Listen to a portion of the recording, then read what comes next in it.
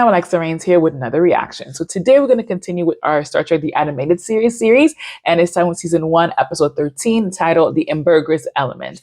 As always, if you're looking for the full-length reaction to this episode or any of my other content, you can find that on Patreon, and the link will be in the description below. And if you can also support us on Patreon, that's completely fine. You can support us directly here on YouTube by liking this video, commenting, subscribing, and joining a membership program. So without any further ado, let's get into our episode.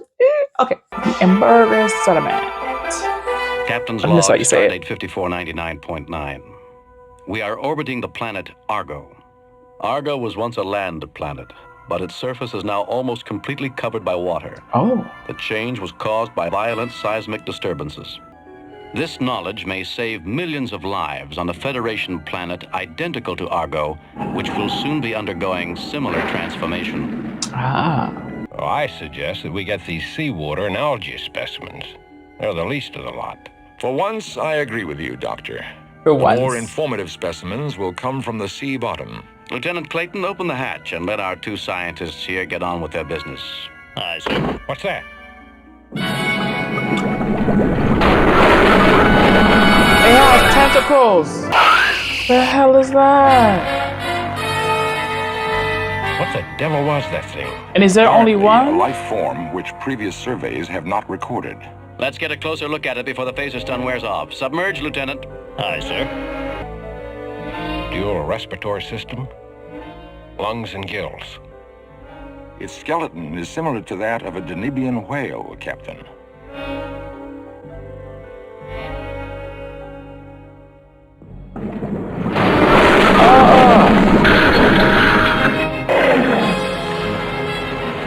Spock, prepare to fire phasers.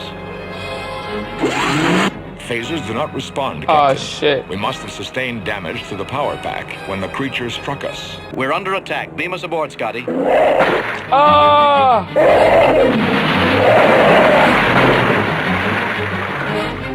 We've lost contact, Captain. Repeat, we've lost contact. Come in, Beam, Captain, come beam! in. Ah! Lieutenant Commander Scott in command. Captain Kirk and First Officer Spock have been missing for almost 5 days. Search parties can find no trace of them, or the Aqua Shuttle. 5 Dr. McCoy and I are days? continuing the search at a greater distance from the attack point.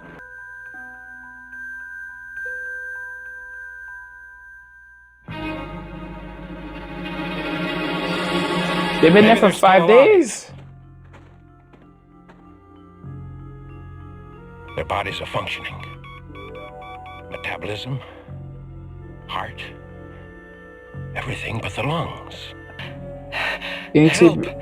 Oh, they got gills. Breathe. They need to be underwater. What is it? Something's changed their whole lung structure. They can't live in the air anymore. Oh, my damn. Medical examinations show an unidentified substance in the bloodstream has affected their entire metabolism and changed them into water breathers. Their internal structure is completely transformed, and even their eyes are covered with a transparent film, like the second eyelid of a fish. So far, all efforts to return them to normal have failed. Wasn't somehow accomplished naturally? It was infused into your bodies at key structural points. It had to be done by injection. It's highly sophisticated and completely unknown to us. That implies there are intelligent life forms on Argo. The sensors don't indicate any life forms down there, aside from fish. They did fail to indicate the large marine creature that attacked us. Mm-hmm. Perhaps the readings are incomplete. Well, we can't do much underwater exploration without the Aqua Shuttle. They Our can. equipment is too limited. We aren't limited. We can go wherever we want in that ocean. It's too risky, Jim. Argo's almost totally unexplored. You'd be out of contact range, unarmed. I have to, Bones. Right now we have only 2 choices. Live in an aquarium somewhere for the rest of our lives or stay on Argo. I won't accept either one of them. What about you, Spock? What does your logic tell you? The captain states the case, emotionally of course, but correctly. I would be of little value to this ship if I'm confined to a tank in sickbay. Go away, air breathers. You're not wanted here. We won't harm you. We're friends. Leave us. It is enough our young saved your lives once. If you go on, nothing will save you again. I believe the phrase was, Are "Our you young young?" saved your lives once." Yes, and they didn't seem to approve. The answer appears to be in that direction, Spock. I would say so, Captain. The instinctive reaction of all frightened creatures is to retreat to a place of safety. Why should they be afraid of us, Spock? It is quite possible, Captain, that they find us grotesque and ugly. And many people fear beings different from themselves. That's true. Well, speculation isn't much help. We have to get in there. Perhaps there's a way open on the far side. There's much less activity there.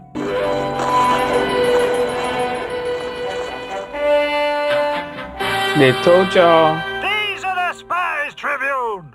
Air breathers! You stand before the ruling tribunal of the Aquans. You are air breather enemies from the surface. We have expected spies for a long time. We came here in peace, Tribune. The ancient records warn that air breathers never come in peace. They came without weapons. Can we do nothing without consulting the ancient records? Why do the junior tribunes wish always to change the records? It would seem their ancient records are as well preserved as ours. They found us again, to come among us as spies. You do not give them a chance to defend themselves, Kadmar. You do not live on the surface places? Not on this world. Enough! Clearly this is a lie. The air breathers have come again to destroy us. You are mistaken, sir. Our only purpose here is to find the means of reversing our mutations. That is impossible. Enterprise to Mr. Scott. So they can't reverse it? Doctor? Census just gave us an update reading, Scotty. There's a seaquake due in that area. A bad one. Complete topography changes. How soon? Within 4 hours. When are Jim and Spock due to make contact? About the same time. Damn. Can you contact them sooner? We can try like blue blazes. Scott out. The name of our starship is on the Aqua shuttle.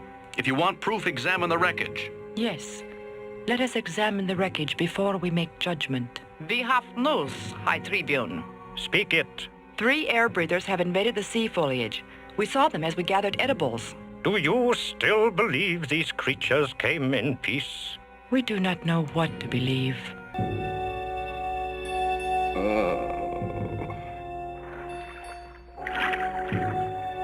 Conserve your strength. I will free you. Oh, the mesh is too strong. Go to the big island. Bring assistance party. Stand by on the scouter gig, Lieutenant.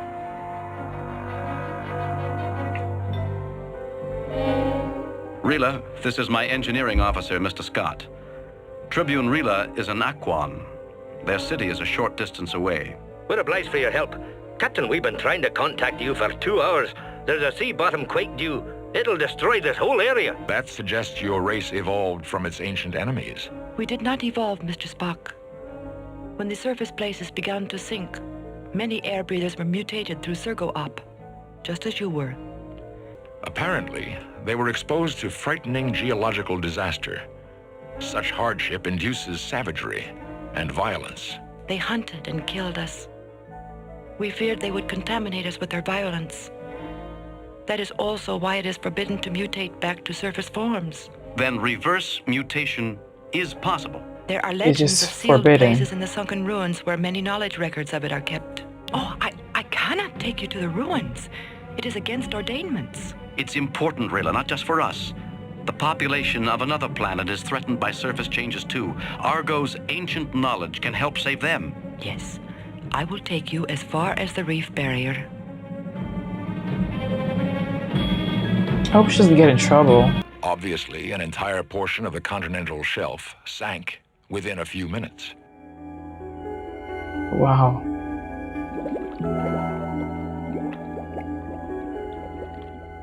This may be the sealed place Rila mentioned. I believe this is an entrance panel, Captain.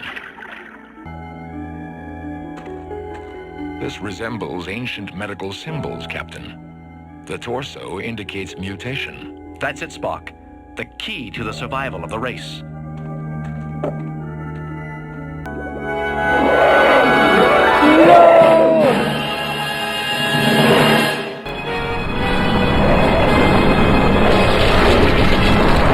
Oh shit.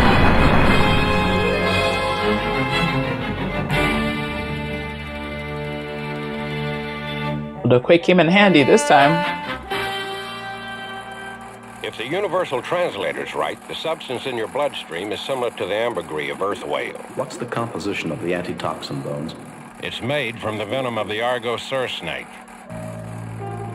That red thing. To capture a snake, we need your help. But the ordainments state clearly that capturing snakes is forbidden. Ordainments are useless in times of turbulence. Only knowledge will help us. Nephro, we must break the ordainments. Quickly, Captain.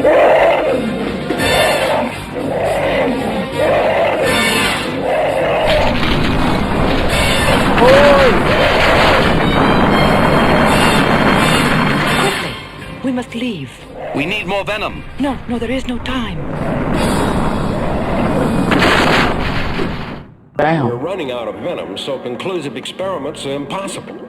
I decreased the strength by 3/4, Jim, but we can't be sure it's right.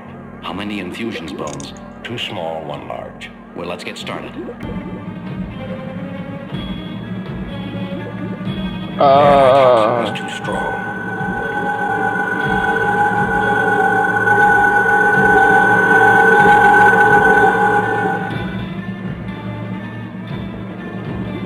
He's starting to breathe. Quick, get him out of the tank.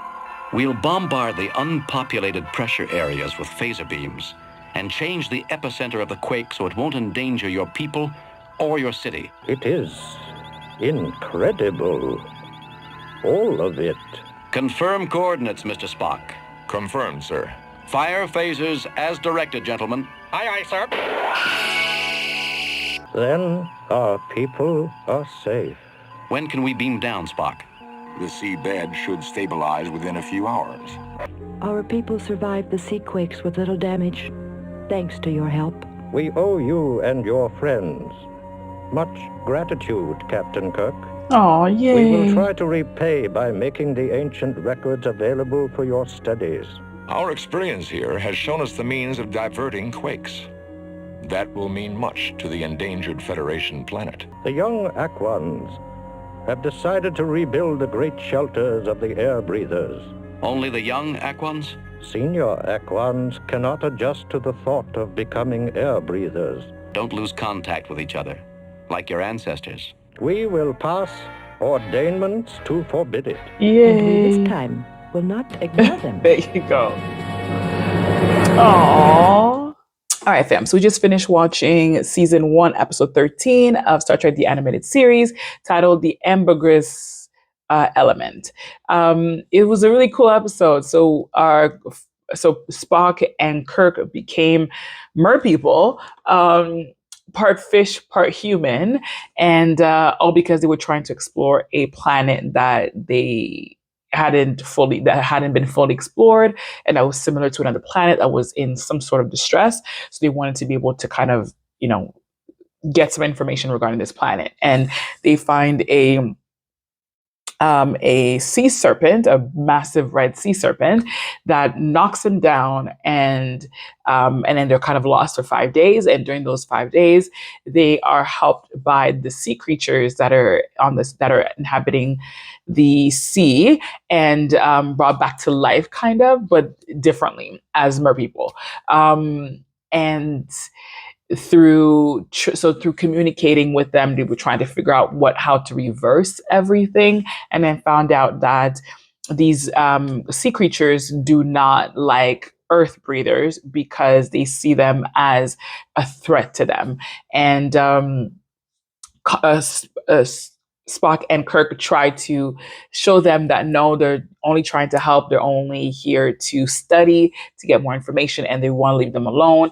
And they ended up saving them from a water quake that could have totaled their entire society and caused them even more issues. And at the end, not only are Kirk and Spock back to their old self, but they now have this new partnership with these people, which is pretty awesome. It just shows how sometimes sometimes just being diplomatic, being nice, being kind, and trying to help and putting your best foot forward does make a difference and does change how somebody actually sees you. And now the new generation, or the younger generation of those sea people, are trying to now, be topside in order to, make that world as great as the world that is under the sea. So, great episode. I love this show. It's a good like good short episodes, and you get a little bit of the nostalgia of TOS, and with a lot of fantasy. A lot of fantasy missions, which is pretty cool, but it's not too long like TOS was, and you get to see a lot more and be in a lot of different scenarios that you would not see on TOS. So, really good episode. I hope you guys enjoyed it, and if you did, don't forget to like, comment, and subscribe. And I'll see you guys on the next one. Mwah! Bye for now.